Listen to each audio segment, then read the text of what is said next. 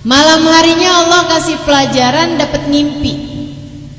Dia ngimpi yang di dalam kubur tersebut itu ibu dikasih hadiah sama malaikat. Jadi kayak ada dapat kiriman gitu. Ahli kubur, nih ada kiriman dari Abdullah bin Mubarak. Fara'aitun nas yatazahamun 'alaiha. Dia bilang, saya lihat ashabul kubur nih semuanya pada rebutan tuh barang-barang yang saya bagiin. Pada rebutan hadiah-hadiah yang saya bagiin, illam ra'ah, kecuali ada seorang perempuan, dia berdiri di pojokan gitu kayak nggak tertarik lah gitu. Saya pun samperin dia, Bu, hadiah lagi dibagikan, kenapa ibu nggak ikutan gitu ngambil hadiahnya? Katanya si ibu itu, segitu doang nggak perlulah saya udah kaya raya, nggak perlu menghadiah sekecil itu. Kenapa kok ibu bisa kaya raya? Anak saya dong, Fulan, disebutin namanya sama dia, tukang jual daging di pasar, tiap hari kirimin saya 1 hataman Al-Quran. Jadi kaya raya tuh dalam alam kubur. Sampai kata Abdullah bin Mubarak, penasaran saya tungguin sampai pagi. Begitu pagi waktunya pasar buka, saya pergi tuh ke pasar, saya cariin tukang daging di pasar. Saya ketemu ada seorang anak muda sambil nungguin orang beli dagingnya, mulutnya sambil komat kamit. Saya deketin dia, saya bilang saya beli dagingnya sekilo misalnya gitu ya. Habis itu saya tungguin dia selesaikan nimbang-nimbang, mulutnya ambil komat kamit. Saya tanyain, baca apaan kamu nak? Diem aja, senyum aja. Karena memang Bu, orang kalau nanyain amal kita tuh, kita senyumin aja dah, Ibu ya. Dan sebaiknya kita juga emang jangan suka nanya-nanyain amalnya orang, jangan suka kepo. Kecuali kalau Abdullah bin Mubarak ini memang dia nanya karena mau ngasih kabar gembira sama si anak tersebut. Anaknya senyum-senyum aja. Kamu baca Al-Quran ya nak?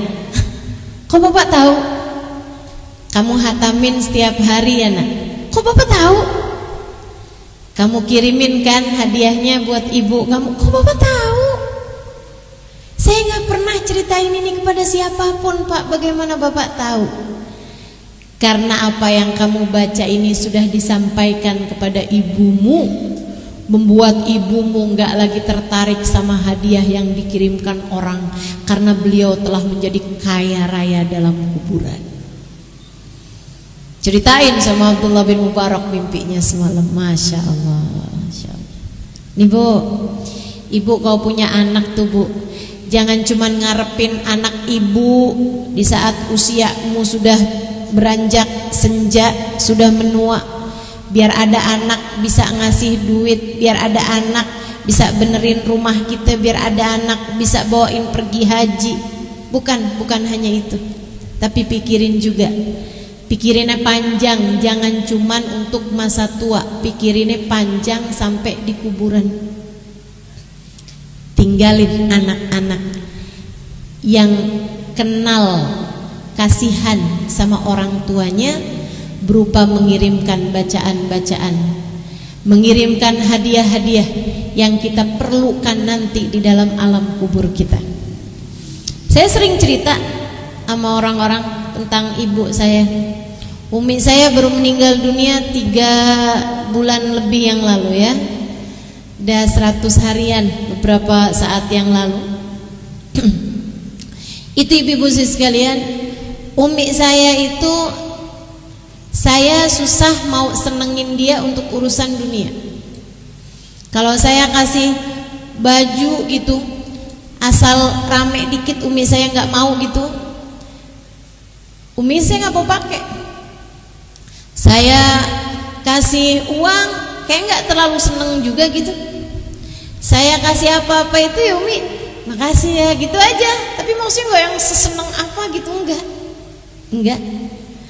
Teman-teman sekalian, saya sampai susah gitu mau nyenengin umi saya nih. Saya belanjain nggak terlalu seneng, saya beliin barang-barang nggak terlalu suka gitu kan. Saya beliin misalnya kayak saya beliin tas atau apa, kalau beliau nggak dipakai juga Bu gitu. Pakainya yang murah-murah. Malahan saya sampai ke sama adik saya terus gak dibilangin, Kak, Jangan kasih Umi barang-barang mahal nah Pak Kak, saya nyesek. Kenapa emang? Dikasih tuh Kak sama siapa aja gitu. Ntar ada bekas pembantu kita gitu kan, datang ke rumah sama Umi dikasihin tuh tas saya yang misalnya harganya lumayan mahal gitu ya. Umi saya nggak peduli. Masya Allah. Teman-teman sih sekalian saya muliakan, tapi saya tahu gitu cara nyenengin Umi saya waktu hidup sih dengan ya udah tuh saya kirimin misalnya ceramah-ceramah saya kok. Zaman dulu belum ada YouTube apa itu, sekarang sih gampang aja tuh ya. Saya mintain buat bukain YouTube saya, dengerin ceramah saya terutama tentang Nabi Muhammad apa tuh Umi udah terhibur itu. Saya ajarin bacaan, saya ajarin Tumi, saya senang dengan hal-hal yang seperti itu. Teman-teman saya sekalian, tapi di saat Umi saya meninggal dunia ini saya tahu apa yang harus saya lakukan, karena itu memang pesan beliau sebelum beliau meninggal dunia. Lagi zaman saya kecil, saya bilang dengan cara apa atau apa yang sebenarnya Umi harapkan dari anak-anak Umi. Kata Umi gini nih, Umi kepengen nak, ntar kalau Umi meninggal dunia, anak-anak Umi nggak keberatan buat kirimin surat Yasin setiap hari. Gitu. Itu pesan Umi saya. Masya Allah, Masya Allah. Kita ngarep juga nih, ibu-ibu juga. Mudah-mudahan ibu ya, anak-anak ibu mudah-mudahan bisa jadi orang-orang yang terus mengirimkan kebaikan-kebaikan di saat sudah meninggal dunia nanti. Kalau kamu tidak meninggalkan anak soleh, nggak apa-apa juga, tapi kamu harus jadi ustadzah. Kamu harus jadi kiai. Ini kayak Kiai Sufyan, beliau meninggal dunia Bu, yang ngirimin hadiah bukan cuman putra-putrinya nih, sampai ibu-ibu nih. Tadi kan kirimin apa aja tuh buat Kiai Sufyan. Tentu kalau beliau ini bukan orang yang ulama, bukan orang soleh, bukan orang yang punya nilai di mata Allah, nggak mau juga kita kan gitu ya. Kita mau kirimkan kan karena orang ini adalah orang soleh. Murid-muridnya kan tentu ingin menghadiahkan kepada beliau hadiah-hadiah yang besar-besar. Itu yang saya harapkan, itu yang saya harapkan kalau saya meninggal dunia nanti.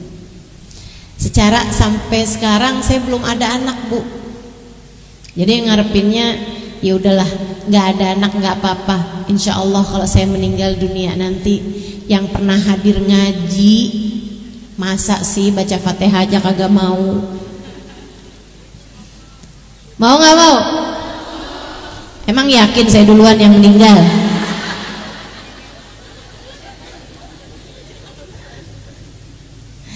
Ya Allah. Ibu-ibu sih sekalian saya muliakan, nih Nabi Muhammad mengatakan idza mata ibnu Adam inqata amalu illa min thalath. Seseorang kalau meninggal dunia, terputus amal soleh dari dirinya sendiri. Dia nggak bisa nih ngerjain amal soleh lagi. Bu, orang tuh kalau udah meninggal dunia, di dalam alam kuburnya dia baca Al-Quran, Al-Qurannya nggak berpahala. Kalau misalnya ada yang di dalam alam kubur tetap bisa baca Quran, Qurannya nggak berpahala. Kenapa? Sebab akhirat itu atau kubur itu udah bukan tempatnya ngamal. Tempat ngamal, tempat berbuat baik itu nih sekarang nih di dunia nih. Kamu kalau bikin baik berpahala, kamu kalau bikin buruk berdosa sewaktu hidup di dunia. Tapi kalau udah masuk kuburan Bu, udah nggak bisa lagi kita ngamal soleh buat diri kita. Jadi jangan ada yang niat, tardah saya mau mulai rutinin tahajud malam pertama saya di kuburan.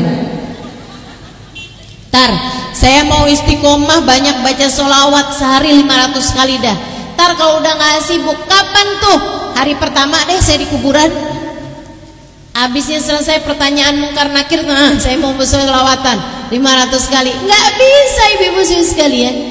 Jadi di dalam alam kubur itu sudah bukan tempat amal lagi. Itu yang dimaksud dalam hadisnya Nabi Muhammad, Idza mata ibnu Adam inqata amaluh. Apabila seorang anak manusia meninggal, dia udah nggak bisa lagi ngerjain kebaikan buat dirinya sendiri. Bukan artinya orang kalau mendoakan nggak sampai, dianya sendiri kalau mau bikin baik udah nggak bisa. Kalau ada orang lain bikin baik buat kita, ya tentu saja Allah sampaikan, Allah terima. Illa min zalas, kata Allah, kecuali 3 hal bikin kamu kayak hidup lagi untuk ngerjain amal soleh itu kalau kamu sewaktu meninggal dunia meninggalkan 3 hal. Apa itu? Shadaqatun jariyah, sedekah yang mengalir. Apa tuh sedekah yang mengalir? Bikin pondok pesantren. Selagi pondok pesantren tersebut masih hidup, masih terus anak-anak belajar di situ, ngaji di situ, baca Quran di situ, selama itu pula maka pahalanya tetap ngalir kepada beliau. Sumbang masjid, sumbang karpet masjid, selagi karpet itu masih dipakai di masjid tersebut, Bu, maka pahalanya terus-terusan mengalir. Gitu. Jadi amal soleh yang dia kerjakan, gitu ya, masih akan terus mengalirkan pahala. 3 hal itu aja, yaitu sedekah jariyah, anak soleh yang berbuat baik, kemudian yang ketiganya adalah ilmu yang bermanfaat. Jadi kamu mesti pastiin nih, dari 3 hal ini nih apa nih kira-kiranya. Kalau kamu orang kaya harta, jangan sampai jauh-jauh dari sedekah jariyah. Kalau kamu nggak kaya tapi pintar, punya banyak ilmu, jangan sampai nggak ngajar, gitu kan? Sebab yang kamu ajarin itu bisa terus mengalirkan pahala kepada dirimu jika ilmunya terus diamalkan. Sama yang dengerin kajian kita, yang dapetin pelajaran-pelajaran kita. Itu 2. Nah kalau kamu bukan keduanya, guru ngajar bukan, punya harta untuk kamu jadikan sebagai sedekah jariyah enggak, maka jangan sampai enggak yang ketiga. Apa itu? Anak-anakmu, pastikan mereka adalah anak-anak soleh yang mudah-mudahan punya sayang kepadamu sehingga bisa dapat terus mengirimkan doa-doa untukmu. Gimana ya Ustazah mastiin anak-anak nih biar nantinya mau ngedoain kita gitu. Gini Bu, anak-anakmu gak akan keberatan mendoakanmu kalau kamu meninggal dunia jika mereka sayang padamu. Betul gak? Kalau gak sayang ya mungkin keberatan gitu kan. Tapi kalau sayang gak akan keberatan. Saya gak keberatan doain umi saya tiap hari, gak keberatan bacain Yasin buat umi saya tiap hari. Kenapa gitu? Saya sayang sama umi saya. Teman-teman sekalian yang saya muliakan, nah gimana caranya sekarang ini kamu masih hidup di dunia ini, gimana caranya anak kamu sayang sama kamu? Gimana dong Ustazah caranya? Caranya adalah dengan sayangi mereka. Jadilah sahabat yang baik bagi anak-anakmu. Ibu sama anak-anak tuh Bu, jangan jauh-jauh. Jangan jauh-jauh nempatin posisi. Jangan yang dikit-dikit, aku adalah ibumu, surgamu ada di bawah telapak kakiku. Nggak gitu kan. Dengerin mama ya, mama nih mamah kamu. Bu, anak nggak lupa. Nggak ada kan yang pas lagi dibilang, mama ini mamah kamu loh. Emang iya? Nggak ada. Betul nggak? Nggak ada anak lupa sama siapa orang tuanya, nggak ada. Udah, kamu nggak usah terus-terusan ngingetin anak-anakmu bahwa kamu adalah ibunya. Mereka nggak bakalan lupa kok gitu. Bukan itu tugas orang tua, bukan. Ibu-ibu sekalian, kalau kamu pengen jadi ibu yang disayang sama anakmu, sayangilah anak-anakmu. Saya kalau tanya Ustazah, apa sih tugas orang tua? Nih, tugas orang tua. Tugas orang tua yang nomor 1 adalah mengenalkan anak-anak kepada Allah dan Rasulnya. Mengenalkan kasih sayang Allah dan Rasulnya dalam diri anak-anak lewat kasih sayang orang tua tersebut kepada anak-anaknya. Kenalin kasih sayang Allah lewat kasih sayangmu kepada mereka. Kenalin kasih sayang Nabi Muhammad lewat kasih sayangmu kepada mereka. Gitu. Biar anak-anak kamu tuh tahu, oh ibu sayang banget sama saya. Terus kamu bilang, "Nak, mama kan sayang nih kan sama kamu. Kamu tahu nggak? Allah lebih sayang lagi loh sama kamu." Itu bisa ngomong kayak begitu. Nah kalau kamunya galak, kamunya nyubit, mukul, nempeleng mulu, kamunya ngomongnya kasar mulu, ini mulu gitu. Nah, mama sayang sama kamu. Allah lebih sayang lagi sama kamu daripada mama. Emang mama nggak sayang sama saya?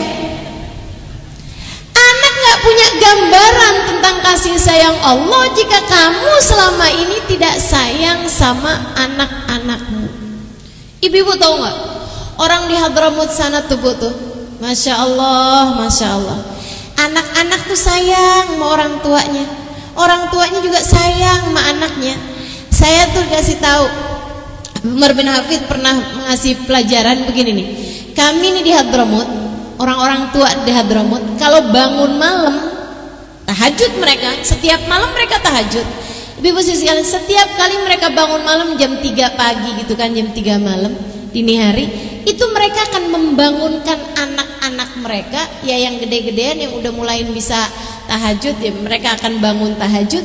Yang bayi-bayi sekalipun akan dibangunkan buat nyusu, buat main, pokoknya bangun. Bu, kenapa? Dengan 2 alasan. Yang pertama, biar mereka punya kebiasaan bangun di waktu malam.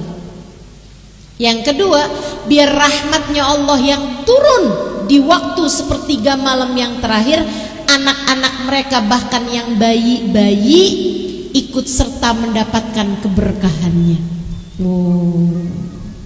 Ini Allah lagi turunin rahmat, Allah lagi turunin kasih sayang, Allah lagi turunin ampunan, Allah lagi turunin ijabah doa, Allah lagi turunin kebaikan-kebaikan nih, Allah lagi nurunin perbaikan nasib segala macam di waktu sepertiga malam yang terakhir. Itu anak-anak mereka yang bayi-bayi aja mereka bangunin buat disusuin, buat dikasih mainan, buat main, buat pokoknya ngapain aja yang penting mereka bangun. Biar anaknya dapat apa yang Allah turunkan di jam sepertiga malam tersebut. Masya Allah, orang tuanya sayang sama anaknya. Begitu pulang ke Indonesia, emak-emak tuh pada ngadu sama saya gini, "Ustazah, saya tadi malam kurang tidur dah, anak saya kenapa dah Ustazah? Tiap jam 3 pagi nih anak saya bayi nih bangun." Jadi kamu apain? Saya tidurin lagi lah. Anaknya udah bangun deh tidur, masih malam nak po. Kebalik banget gitu. Sayangi anakmu Bu dengan cara yang benar. Makanya anaknya tuh jadi pada sayang-sayang mak-maknya. Sayang-sayang sama orang tuanya. Saya sampai ada cerita tuh di buku Assalamualaikum Tarim tentang anak-anak di sana yang akhlaknya itu istilahnya dalam dunia psikologi ya, autopilot baik. Udah kayak secara langsung aja jadi baik gitu anak-anak di sana, pergaulan mereka baik. Subhanallah, beberapa waktu yang lalu saya ada pergi ke Tatarim ya, Hadramut tahun 2021. Itu ibu-ibu saya sekalian, ada waktunya sore kayak begini nih, Itu memang supir kami tuh kalau kami minta anterin waktu sore selalu aja bawa anaknya. Di sana tuh orang supir bis, dia juga yang punya bis gitu. Orang tuh usaha emang kayak gitu, punya mobil disewain atau diapain gitu kan. Karena kan kampung tuh gitu, nggak ada tuh orang punya berapa bis gitu tuh. Dia nggak di sana tuh biasanya kalau dia punya mobil agak besar gitu kan, dia sewain, itu dia sendiri juga yang nyetir gitu kan. Nah itu kalau udah sore tuh ibu saya sekalian, pasti dia bawa anaknya. Kalau dia punya anak kecil, saya udah liatin dari zaman saya dulu gitu kan. Itu kalau supir-supir sore-sore pasti bawa anaknya.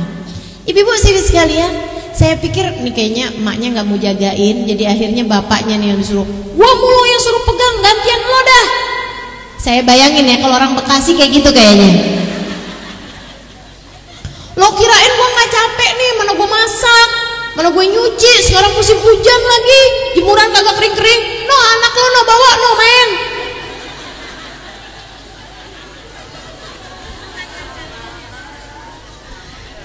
Begitu. Teman-teman sekalian yang saya muliakan, saya pikir tuh kayak gitu juga gitu kan. Ternyata nggak gitu, Bu. Emang bapak-bapaknya. Jadi kalau udah sore tuh mereka jadiin itu sebagai waktu bersama dengan anak. Jadi kerjaan mereka apa aja anaknya akan dibawa ikut serta. Dan yang ajaib, kami ada berhenti di sebuah masjid yang memang masjidnya itu ada lapangannya itu sangat luas gitu. Di depan halaman masjid tersebut, Bu, ada anak-anak pada bermain-main. Dan yang saya senengin adalah bahwa tidak ada satupun anak yang mainnya sendirian. Antara mereka bermain bersama dengan anak-anak kecil lainnya, atau mereka bermain bersama dengan ayah atau saudara-saudaranya. Gak ada yang mainan gadget, gak ada. Mainnya tuh antara petak umpet, lari-larian gitu kan, main-main tanah kalau perempuan, main apa, pokoknya udah deh gitu, main-main. Dan itu nggak ada yang mainnya sendirian. Masya Allah, Masya Allah. Anak dari sejak kecil tahu kasih sayang, sebab mereka tahu, mereka kenal kasih sayang Allah, sebab mereka tahu bahwa mereka disayangi oleh keluarganya. Hasilnya, ibu-ibu sekalian, hasilnya saya kalau di sana itu, zaman saya di sana ya Bu ya, itu nggak ada perempuan masuk toko. Orang Hadramut, orang Tarimnya sendiri tuh nggak masuk toko. Jadi kalau ada orang masuk toko tuh berarti pendatang gitu. Dan karena saya, walaupun saya pendatang, tapi saya ingin menjadi orang Tarim juga, berbaur dengan warga Tarim. Jadinya saya juga nggak mau masuk toko gitu kan. Nah masalahnya kalau saya lagi kayak lewatin toko gitu, terus saya pengen beli barang-barang di situ kayak kue-kue warung lah ya, kayak ada minuman kotak gitu kan, susu kotak atau apa gitu, terus ciki-ciki apa segala macem gitu kan, makanan-makanan pisang atau apa gitu. Nah itu kalau misalnya saya mau beli gitu, ada gorengan-gorengan kayak sambusa itu loh Bu, apa tuh namanya, tahu kan, kayak pastel gitu ya Bu ya. Itu kan suka ada tuh warung-warung yang jualan kayak begituan di sana itu ya Bu ya. Saya kalau misalnya mau masuk, saya malu gitu. Apa yang harus saya lakukan kalau saya mau beli apa-apa? Saya akan panggil anak kecil. Memang suka banyak aja tuh kan, kayak di kampung-kampung kita kan anak kecil-kecil banyak aja gitu. Dan itu ibu-ibu sekalian, saya kalau manggil anak kecil nggak pernah ditolak. Mereka tahu, ini mau nyuruh nih gitu, tapi nggak pernah ada yang nolak. Ada yang, kamu aja, enggak ah, nyuruh nih pasti nih. Enggak, tuh nggak pernah gitu, pasti. Saya panggil siapa aja tuh pasti datang gitu. Mau dia lagi sendirian, mau dia lagi barengan sama temannya, pasti datang. Terus saya bilangin gitu kan, tolong beliin saya ini gitu. Dia bilang, marhaban, oke, boleh gitu. Terus dia beliin gitu kan, habis itu dikasihin. Itu teman-teman, kalau misalnya saya ada sisa-sisa uang gitu ya, saya kasihin, belum tentu mau. Gak kayak anak-anak ibu kan. Tolong beliin minyak goreng nak di warung Pok Rahmeh. Oh mama nih, ntar dulu lah pas mah, bukannya minyak goreng kemarin baru habis beli mah gitu kan. Ya udah habis lagi nak buat goreng kerupuk. Ah mama nih, ntar kembaliannya buat kamu. Iya deh mah. Atau gini dia bilang, tapi kembaliannya buat saya mah gitu. Baru mau tuh kalau ada embel-embel kembalian buat dia kan. Kalau ini ada kembaliannya saya kasih, belum tentu mau teman-teman. Seringnya mereka tolak. Pernah nih ada satu orang nih, dia lagi main, saya panggil, akhirnya dia datang gitu kan. Saya bilang jibili haja, saya bilang tolong beliin saya ini. Dia bilang marhaba. Saya tulisin tuh beberapa barang-barang yang saya mau gitu kan. Udah dia masuk gitu. Abis itu saya keingetan pelajaran belum saya tulis, jadi saya duduk di situ tuh agak di jalan, pinggiran jalan gitu sepi. Saya buka catatan, saya nulis, saya baca, saya ini gitu, takut keburu lupa gitu kan. Karena saya nggak suka nyatet pas lagi guru ngomong. Seringnya udah saya dengerin aja, saya tandain aja ini. Nanti kalau udah selesai baru tuh saya tulis gitu. Nah habis itu saya mulai nulis. Kok lama kagak datang nih anak. Saya samperin ke tokonya, saya liatin nggak ada. Baru itu saya kecewa sama penduduk Tarim. Saya bilang, ya ampun, mungkin ya, mungkin. Ini pikiran saya nih. Dia keluar gitu kan. Pas dilihat, dia lagi nulis, saya lagi nulis mungkin gitu ya. Pas diliatin lagi, Ciki. Jajanannya sama. Ya udah dah, buat saya aja lah. Saya juga mau. Mungkin saya jadi mikir, oh iya nih palingan. Iya juga sih, saya salah juga. Kenapa nggak sebagiannya saya kasih dia atau apa gitu. Tapi ya udahlah, saya pulang. Saya pulang. Lagi saya jalan nih, pulang nih ke rumah saya yang memang nggak deket juga gitu ya. Saya tiba-tiba belum nyampe ke rumah nih, ada yang manggil nih. Ada yang manggil, Herma gitu kan. Mbak kayak gitu loh. Akhirnya saya noleh, anak yang tadi naik sepeda. Akhirnya saya berhenti, dia terus ngasih tuh. Dia bilang, Fintruh, dia bilang, kamu tuh pergi kemana sih? Terus dia bilang, saya udah keliling-keliling nih nyari kamu nih. Saya bilang sama dia, saya tuh tadi saya liatin, kok kamu nggak ada. Jadi akhirnya ya udahlah, saya pulang aja gitu. Saya pikir kamu ini gitu kan, kamu udah pergi. Saya bilang kayak begitu. Dia bilang, yang tadi kamu tulisin tuh di warung yang itu nggak ada. Terus saya jadinya pergi ke warung yang lain tapi agak jauh, jadi saya ambil sepeda dulu di rumah saya. Saya bilang, lah kenapa kamu nggak ngobrol? Kan kalau diomongin kan saya tahu. Dia bilang gini, saya bilang, Nishmat kelim nih, saya bilang gitu kan, kenapa kamu nggak ngomongin saya, kamu nggak ngasih tahu saya gitu. Dia bilang kayak gini, nah itu kita tuh. Dia bilang, saya lihat kamu tadi lagi nulis, saya takut gangguin kamu. Jadi saya pulang aja ambil sepeda, saya beliin lah, kamunya udah nggak ada di situ. Saya keliling-keliling, saya cari sama orang-orang tuh, rumahnya orang Indonesia di mana dia tuh. Masya Allah. Udah nih kan, habisnya itu saya liatin, ada kembaliannya. Saya bilang, ini buat kamu gitu. Dia bilang, lah. Dia bilang, kamu pasti lebih perlu daripada saya. Keren. Anak 10 tahun, anak laki-laki umur 10-11 tahun. Ibu-ibu, bagaimana dengan anak-anakmu? Itu saya kasih duit, dia nolak. Dengan gagah dia bilang, saya rasa kamu lebih perlu daripada kami. Kamu kan pendatang, dia bilang. Kamu kan dari negeri luar, belajar ke negeri kami, kamu pasti lebih perlu. Tahu aja dia. Namanya pendatang kan, kadang kiriman suka rada telat gitu kan. Saya heran setengah mati. Jadi karena saya heran, penasaran, saya tanya dong sama dia. Saya tanya, maksudnya saya ini dulu biar dia jangan jalan dulu gitu. Saya bilang, Bas Alek Saal, saya mau nanya sama kamu nih satu pertanyaan. Dia bilang, Lish Said nih, kenapa kamu bantuin saya? Kenapa kamu tolongin saya? Saya bukan saudara kamu saya kasih duit nggak mau, ya kan? Kenapa kamu mau berbuat ini? Dan dia bilang, karena saya punya ibu, saya punya saudara-saudara perempuan, saya punya adik-adik perempuan. Dia bilang, saya kepengen ibu saya, saudara saya perempuan, kalau minta tolong sama laki-laki manapun mereka nggak tolak. Saya akan berbuat seperti itu kepada perempuan manapun yang minta tolong sama saya, nggak akan saya tolak. Sayang sama ibunya. Kenapa anak bisa sayang sama ibunya sampai lebih daripada sayangnya dia sama dirinya sendiri? Dia kalau lebih sayangan dirinya sendiri daripada ibunya, Bu, dia lagi main loh ini. Saya panggil, kan mestinya kalau dia lebih sayang sama dirinya sendiri, aku lagi main apaan sih lo ganggu mulu. Ini emang orang Indonesia suka nyusahin. Enggak gitu, dia tolongin saya. Kenapa mereka lebih sayang sama ibunya daripada bahkan sama dirinya sendiri? Karena ibunya memperlakukan mereka dengan penuh sayang.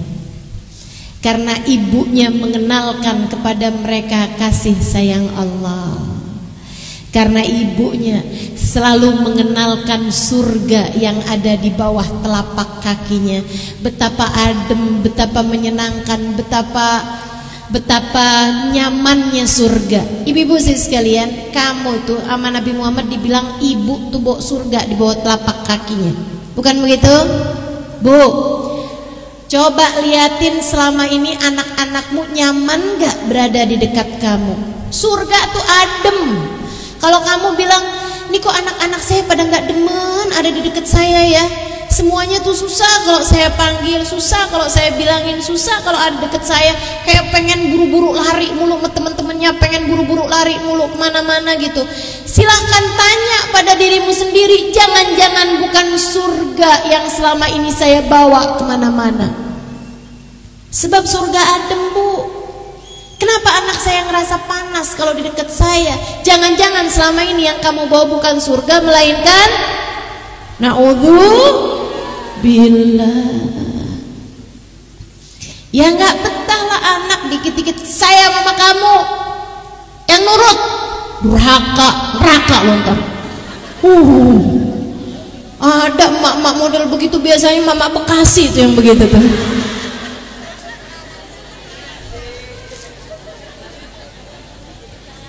Ya bismillah, kita tinggalin anak soleh yang selalu mendoakan kita, insya.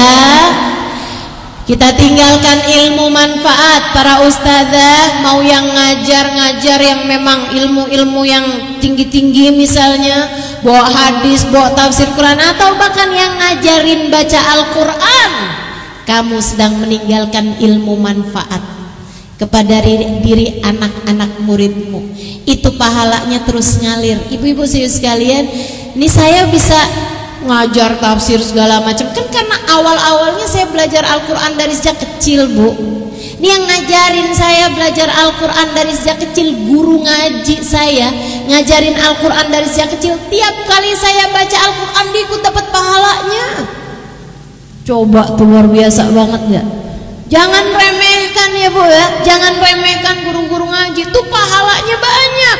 Ustazah saya emang gak ngeremehin guru ngaji Ustazah, makanya guru ngaji anak-anak saya tuh Ustazah gak saya kasih apa-apa Ustazah, karena saya tahu pahalanya udah banyak.